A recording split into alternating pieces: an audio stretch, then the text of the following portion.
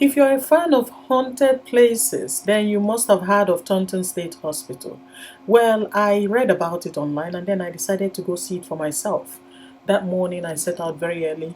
I arrived there. It was just a little bit past 7.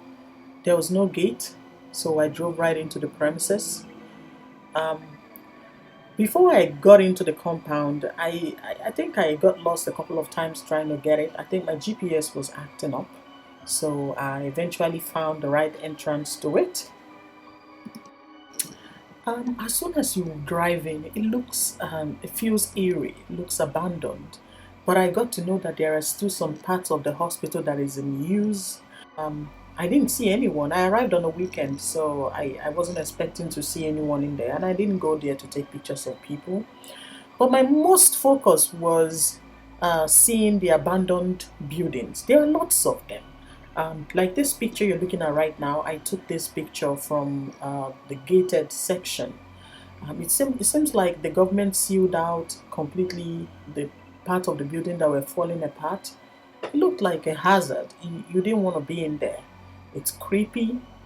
It's lonely. It's scary to look at. I'm sorry I had to do some editing on this so that you can actually feel it the way I felt it when I drove in there. But you can see that there's a short fence around it, and I think the government didn't want anyone in there.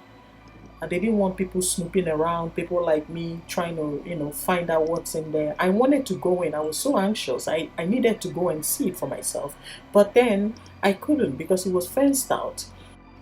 I was scared of running into wild animals or snakes, so I did not want to trespass. But the funny thing was that while I was there, I noticed the police car pulling in. I don't know, for some reason they patrol a lot around this place.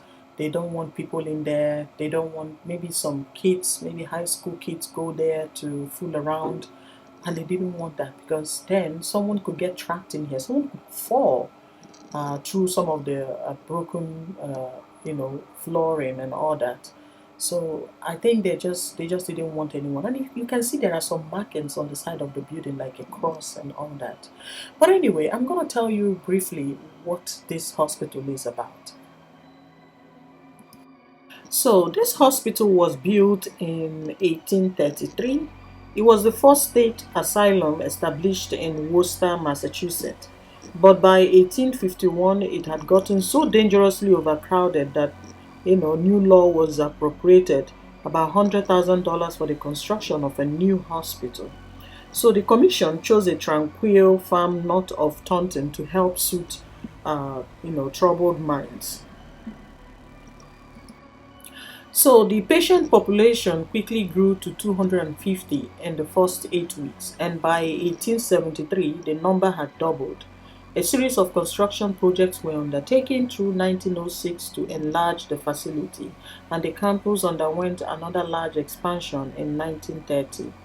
Some patients, including serial killer like Jane Toppan, a nurse who confessed to 31 murders in 1909 by administering fatal doses of pain medication, was also committed to Taunton State Hospital for the rest of her life.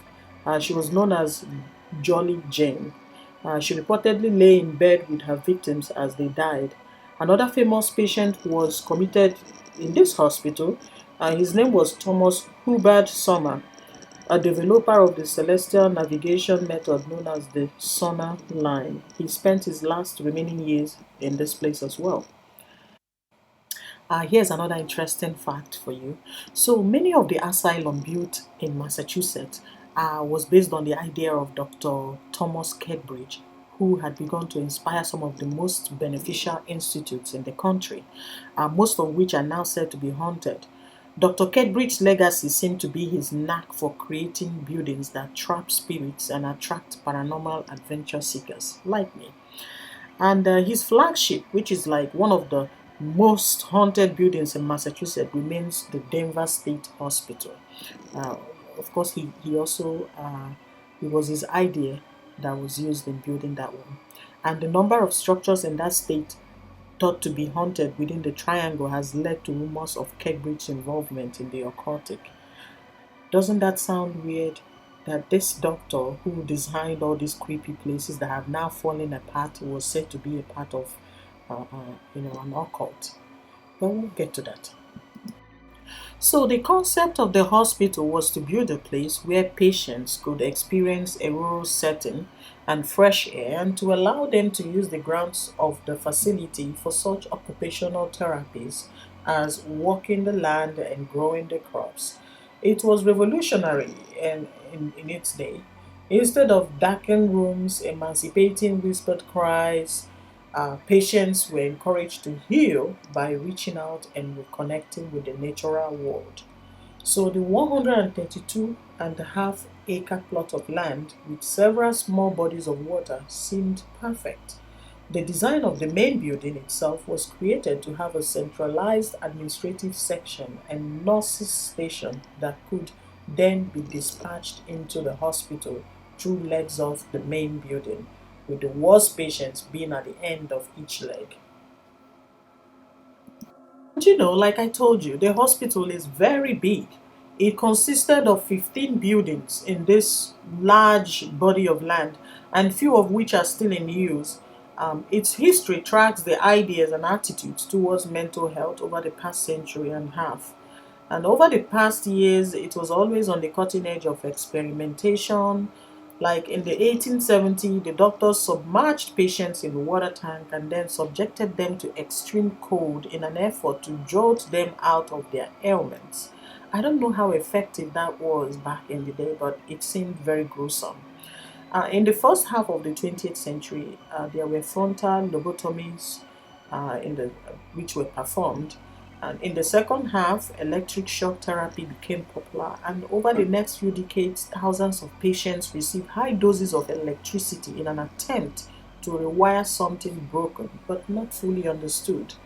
So a lot of experimentation were carried out in this hospital, and it didn't seem like it went so well with the patients. It didn't seem like it healed them.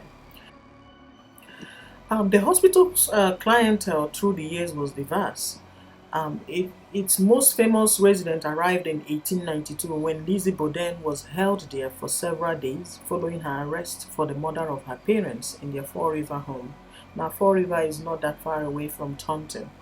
Um, Although she was acquitted of the crime, her place in history was sealed. It is rumored that a doctor at the hospital examined her and declared her to be insane, although no record of the meeting exists and the evidence was not brought up in trial. So the majority of the buildings were closed off in 1978 due to construction flaws and rumors of abuse and neglect. In addition to housing several administrative departments for the state, the hospital served for years as a secure lockup and mental health facility in use by Massachusetts Department of Youth Services. So here's where it gets spooky. I know you guys have been waiting for this whole part. Like, why is this hospital haunted? Why are people talking about it?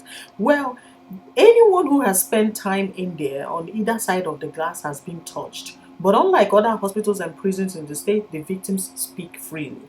So the ghosts that lived there are hard to track down. They are varied collection, making a statement about the misery that was suffered on the ground for decades. The reputation of the hospital has changed over the years. It shifted from the place where the insane people were to the place where the ghosts haunted. No one can remember when the stories began, but they have now taken on a life of their own. Ask for a list of haunted places in Massachusetts, and the grounds of Taunton always come up. Its legacy remains in the realm of Danvers and Met State and all of the old asylums. More people have stories from Taunton. It's not just about the haunted asylum, it is a place, people still remember seeing things they could not explain. And that's one of the strangest things about this place. But overall, Taunton State Hospital is more famous for the ghost that stays inside the building. During its days as an asylum for the insane, there were rumors of cult activity at the hospital. Some even say this caused its initial closing, although that has never been confirmed. Staff members would bring their more incapacitated patients down into the basement to conduct bizarre rituals to Satan.